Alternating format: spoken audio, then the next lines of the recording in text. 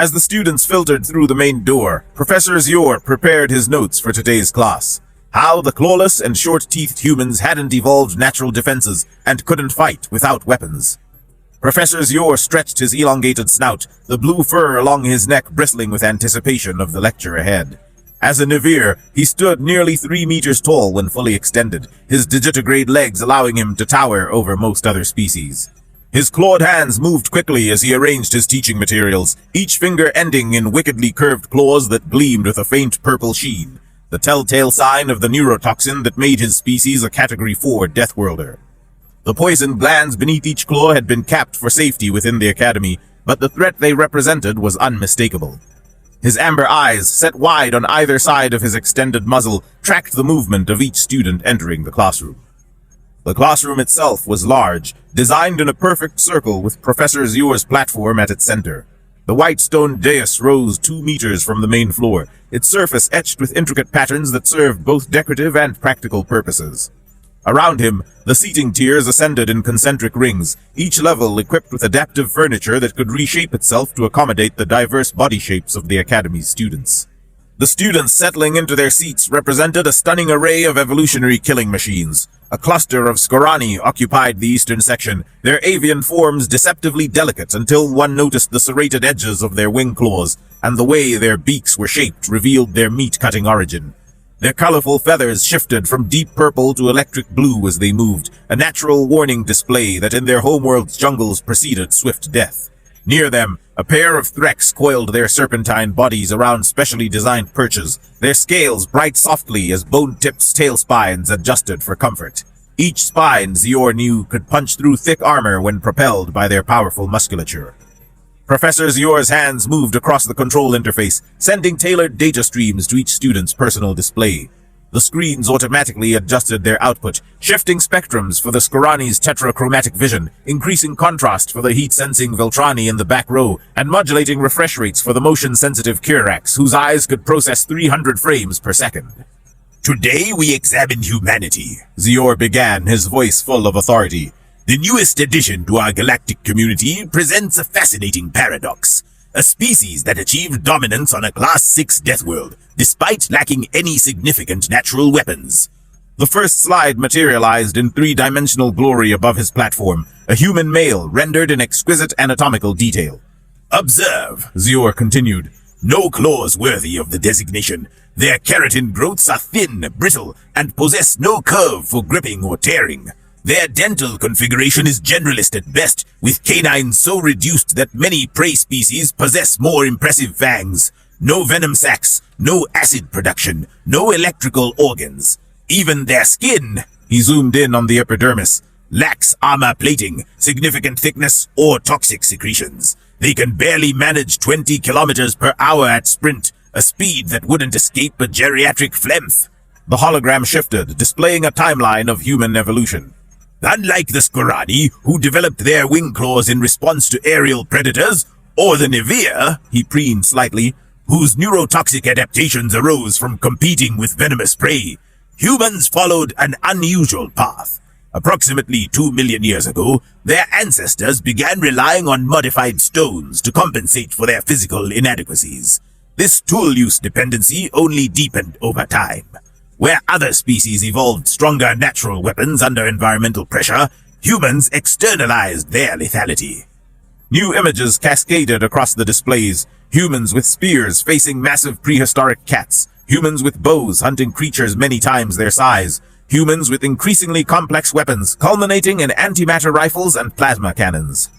"Every successful human military engagement in recorded galactic history has relied on technological superiority. Remove their tools, and what remains? A bipedal organism with minimal natural armor, no chemical defenses, and musculature that, while impressive for endurance, lacks the explosive power we see in true predator species. They are, in essence, defenseless without their manufactured weapons." A laugh, deep and genuinely amused, rolled from the back of the classroom.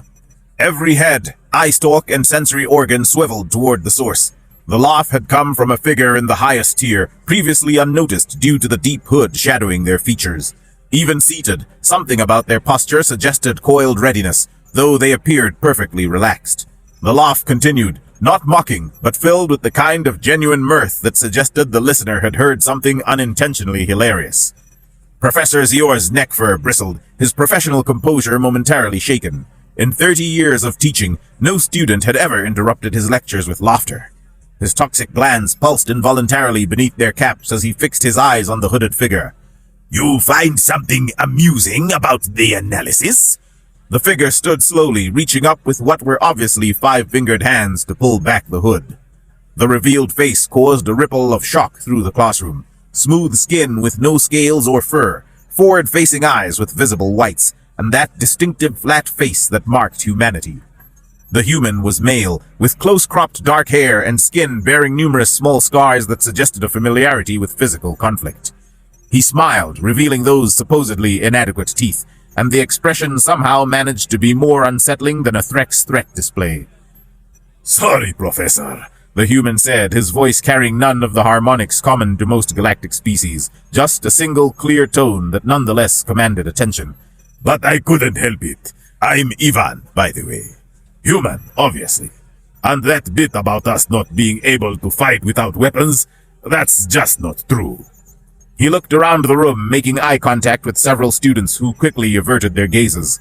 "I've actually fought most of the species in this room in bar fights. One more than I lost, too." His eyes found a visceri in the middle tier, their distinctive orange and black coloration marking them as one of the more potently venomous variants. "Though I'll admit, the poisonous ones are the worst. Win or lose, I always end up in the hospital after those fights." The silence that followed could have been cut with a Navir's claw. Professor Zior's secondary eyes blinked rapidly, a sign of extreme cognitive dissonance in his species. He had prepared for many possible classroom disruptions, but being directly contradicted by a member of the species under discussion, a species that shouldn't even be present in an apex predator academy, had not been among them. His fur rippled through several color shifts, from deep blue to purple to an agitated cyan, before he managed to reassert control. The first to break the silence was a Tabir in the third row, his sharp mandibles moving in agitation. "What is a non-carnivore doing in AAP?" The male's 6 legs shifted nervously, combat spurs partially extending from their sheaths. "This institution has strict entry requirements, carnivore or higher on the dietary scale, natural weapons rating of at least 7, documented hunting instincts, and a proven combat record," a female Zenix added, her mottled gray and green scales flushing with suspicion. "The entrance examination requires live prey trials. How does a weaponless human pass those?" Ivan's smile widened, and several students involuntarily shifted back despite being meters away. "See, that's the thing everyone gets wrong about humans. We're not non-carnivores, we're omnivores, which means we chose to eat everything. As for hunting instincts," he tapped the side of his head, "we've got the best targeting computer in the known galaxy right here. Our brains calculate trajectory, force, and impact points faster than some species' combat computers. The live prey trial passed it with rock and some patience." "But you lack natural weapons," Professor Zior interjected, trying to regain control of his classroom. "The fundamental premise stands." "That's where you're wrong, Professor," Ivan interrupted, his tone respectful but firm. "You're thinking like a specialist predator. Humans, we're generalists. We don't have 1 or 2 natural weapons. Everything about us is a weapon, and everything around us becomes one too." He held up his hand, making a fist.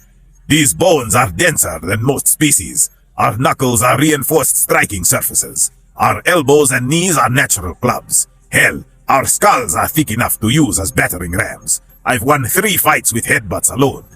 The human began to pace, and Zior noticed how he automatically balanced his weight, how his eyes tracked every student while appearing to look at none.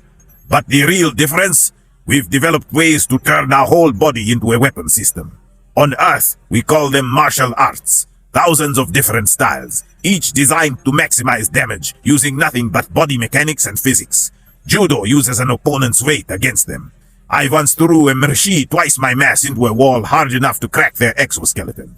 Boxing teaches us to generate power from our hips and core. I've seen humans punch through doors. Muay Thai turns our shins into iron bars and our elbows into hammers." He paused near a decorative stone pillar, running his hand along its surface. "And then there's our real advantage, pattern recognition and improvisation. Everything is a weapon to a human. This pillar, I could use it to change your momentum, slam you into it, or scrape you along its surface. The sand in the ceremonial gardens, thrown in eyes, it blinds. Used right, it provides traction or causes slips. That beautiful fountain in the courtyard, drowning hazard. The walls, launching surfaces. A Skorani student, her feathers ruffled with agitation, clicked her beak. Preposterous! No amount of training could allow a clawless, fangless creature to defeat a natural predator! Ivan's expression shifted, becoming something that made even Professor Zior's toxin glands pulse. Want me to prove it? After class, anyone who wants a demonstration can meet me in the combat circle. No weapons, just what nature gave us.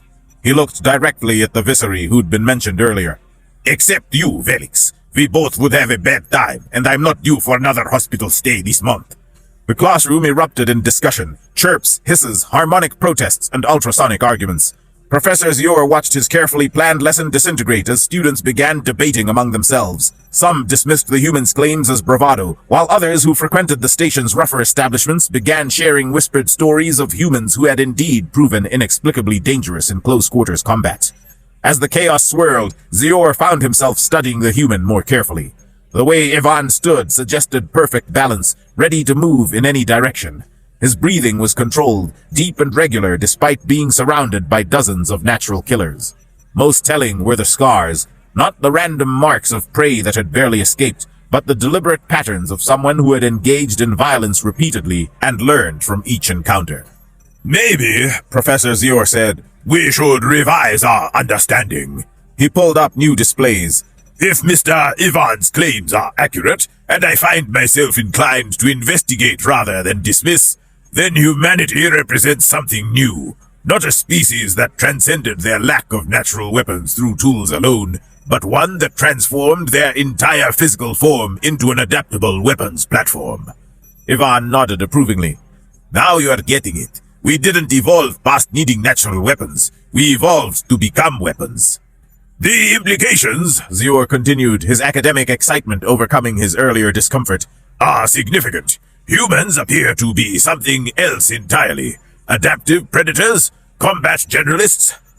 We have a word for it, Ivan offered. Warriors. Not just fighters or hunters, but beings who study conflict itself. As the class period drew to a close, Professor Zior made a decision that would reshape the curriculum of AAP's theoretical combat studies. Next week's class will include a practical demonstration. Mr. Ivan has volunteered to showcase human combat techniques. Any student wishing to participate in controlled sparring may volunteer. Medical staff will be on standby. The students filed out, many casting glances at the human who had so thoroughly disrupted their worldview. Several approached Ivan directly, some challenging, others curious. The human handled each interaction with the same confidence, neither backing down nor escalating. As the classroom emptied, Professor Zior found himself alone with the human. You realize, the Navir said, that you've just volunteered to fight multiple apex predators in succession? Ivan's grin was distinctly predatory. Professor, on Earth we used to hunt with pointed sticks and persistence. Fighting them one at a time with modern training, that's practically a vacation. Watching the human leave, Professor Zior began mentally composing his notes for a complete revision of his species' combat assessment models. The clawless, fangless, venomless humans might be more than just talk, not despite their lack of natural weapons, but because they had turned limitation into versatility. The murder monkeys from Earth, it seemed, had earned their classification through more than just tool use. They had weaponized creativity itself.